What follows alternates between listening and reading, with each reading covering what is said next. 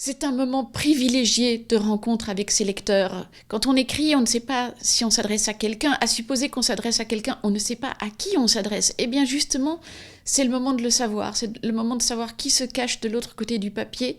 Et c'est toujours très émouvant parce que justement, les gens qui se cachent de l'autre côté du papier sont extrêmement divers. Et c'est eux qui vont vous expliquer votre livre. Et vous allez non seulement découvrir qui vous lit, mais ce que vous avez écrit. Une chose que beaucoup de gens m'ont dite et qui est probablement le plus beau compliment que j'ai reçu de toute ma vie, c'est depuis que j'ai lu vos livres, j'ai commencé ou recommencé à lire.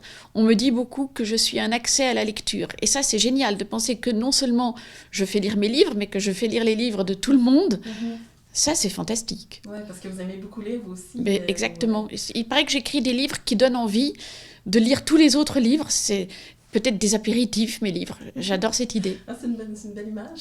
Moi qui adore le champagne est le meilleur apéritif du monde, eh bien peut-être que mes livres, c'est peut-être très prétentieux de ma part, peut-être que mes livres sont du champagne. C'est La Belle et la Bête, version beaucoup plus civilisée. Dans La Belle et la Bête, c'est aussi un homme très laid et une femme très belle qui vivent une histoire d'amour ensemble, mais il y a la fin de La Belle et la Bête qui personnellement me désole, à savoir que quand la belle tombe amoureuse de la bête, elle lui donne son premier baiser d'amour et la bête se transforme en un prince charmant. Je trouve ça désolant. Elle est tombée amoureuse d'une bête, qu'est-ce que vous voulez qu'elle fasse avec un prince charmant ? Dans Riquet à la houppe, c'est beaucoup plus civilisé. Quand elle tombe amoureuse de lui, il est toujours aussi laid et ils vivent leur histoire d'amour. Le baiser ne le métamorphose absolument pas en prince charmant, il reste monstrueux.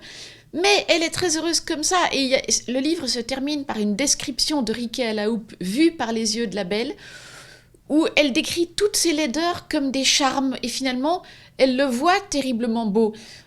Et ça, c'est tout simplement ce qu'on appelle le miracle de l'amour, c'est-à-dire cette magie qui permet de voir de la beauté là où il y a de la laideur.